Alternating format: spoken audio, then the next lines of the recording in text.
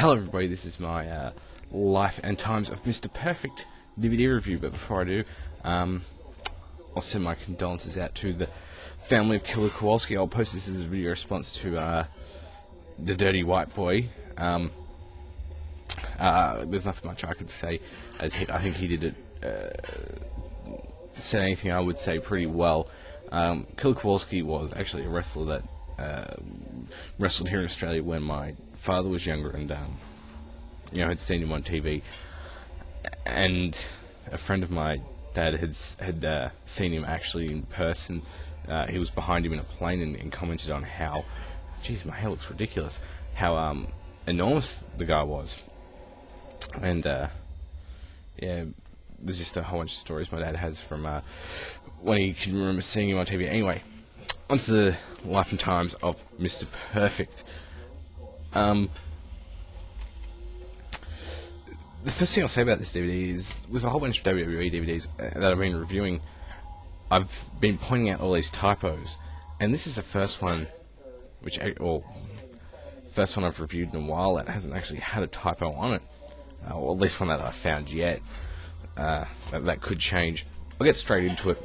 The story was a little bit disappointing. It was only about an hour and 15 minutes long, and considering the body of work that there was there, it could have been a lot longer, 2 hours, but I'm guessing they just didn't want to drag it on a bit, or maybe they were just a little bit lazy with it. That's the way I felt. The actual production values and some of the editing and effects they used in it were actually pretty good and pretty cool to see.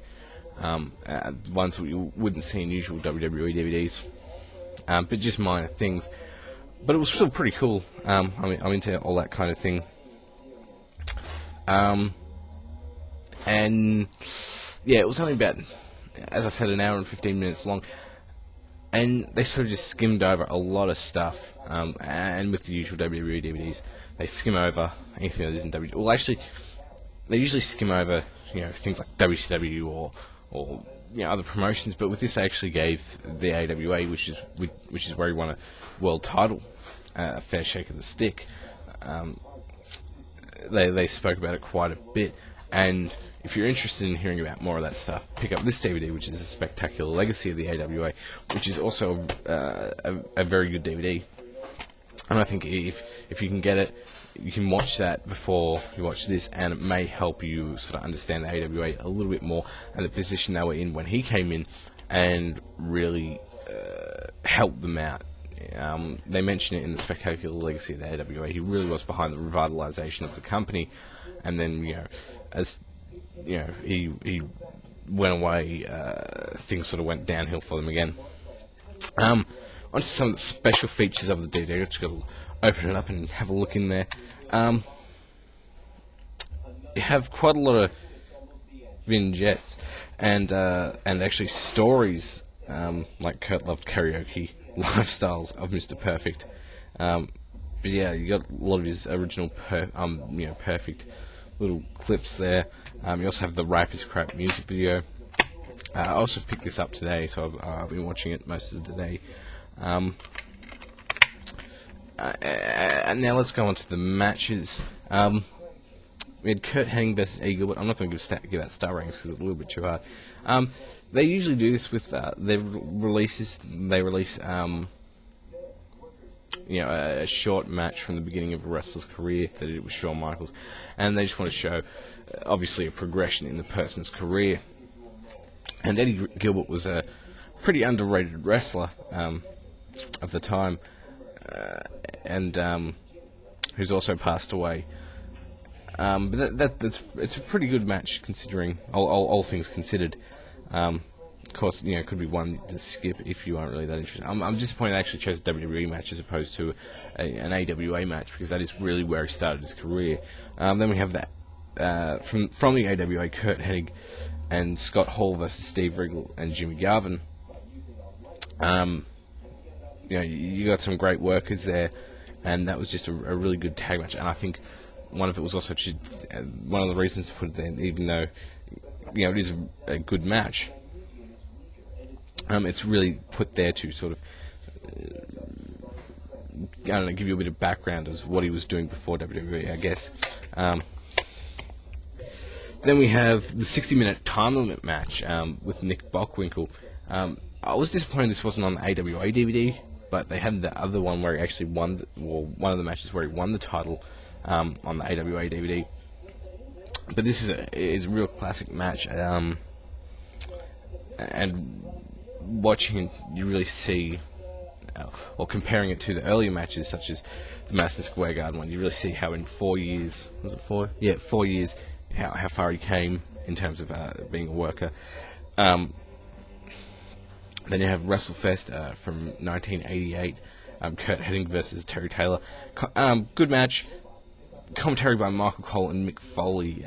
That was a combination which kind of confused me just a little bit. And then we have the match that they showed on WWE 24/7 type of This Day in History thing, which was Mr. Perfect versus Bret Hart from Madison Square Garden. This is a very good match. Obviously, they couldn't use other matches, which Bret Hart versus Kurt Hennig matches, or Mr. Perfect matches, because they were put on the Bret Hart DVD. So they just sort of had to make do. And then you had another match from Madison Square Garden, Mr. Perfect versus Hulk Hogan. This match is alright. Hogan looks really good in this match as well. I mean, I'd seen this match before and didn't really like it, but it does sort of help you appreciate the star power he had, as well as how good of a worker he was, and how good he can make poorer workers look. Then we had another match from Madison Square Garden, WWE Intercontinental Championship match with special referee Roddy Piper against the Texas Tornado, otherwise known as Kerry Von Erich. I really enjoyed this match. I think it was actually a pretty good choice, as was the next match, which was another match with Bret Hart for the Intercontinental Championship at SummerSlam. I'm trying to think, was that on the Bret Hart DVD? I don't know. Tell me in the comments. I'm not going to look it up now. I'm already filming the video. And then we had from SummerSlam 93, Mr. Perfect versus Shawn Michaels. Another, good match, and really showed that the IC title was the workhorse title. And then we had Kurt Hennig versus Bret Hart at WCW Uncensored 1998. Obviously, they wanted to put lots of Bret Hart matches on it because they were his best matches, and I was glad that they put something from WCW there. But WCW really wasn't covered as much in the story, so I understand why they didn't put more matches in there. But I'm glad they at least put one match there, and there wasn't a lot of other stuff they could put there. And I found it funny how they mentioned, after his death, before his death, he was taking independent bookings. I'm sure that was the case, but wasn't he also working for TNA? I know they're not going to mention it, but I don't know. I don't know if it was a shot at them or whatever. Anyway, as I said, the story was a bit disappointing. The match choices, obviously they couldn't put better matches on there because they'd either been previously released or whatever, or they're going to be released later. But I still think the match choice was pretty good, considering this is just a 2-disc set. If they'd done a 3-disc set, obviously it would have been a more comprehensive match listing. But overall, I'll give this. I'm thinking probably an 8 out of 10. 7.75 out of 10 actually. Mainly because the story was the documentary part of it was a little bit disappointing compared to other guys' DVDs. But otherwise, if you're a fan of his or you want to know more, I recommend you pick it up or check it out or what have you, and give it a chance. Check out some of the matches if you aren't aware of his work. Because obviously, a guy I watched when I was young. I didn't see him actually wrestle until maybe WCW, or I didn't see him wrestle in the WWF because I was too old. I was already old enough to not see him wrestle because he was doing the commentary thing, and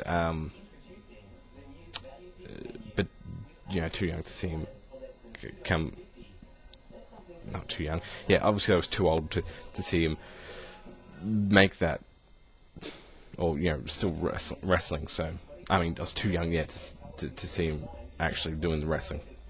Damn, I'm rambling. Anyway, 7.75 out of 10. Check it out. Buy it if you're interested. Don't know if it's going to be the best addition to your collection, but it's still a good release.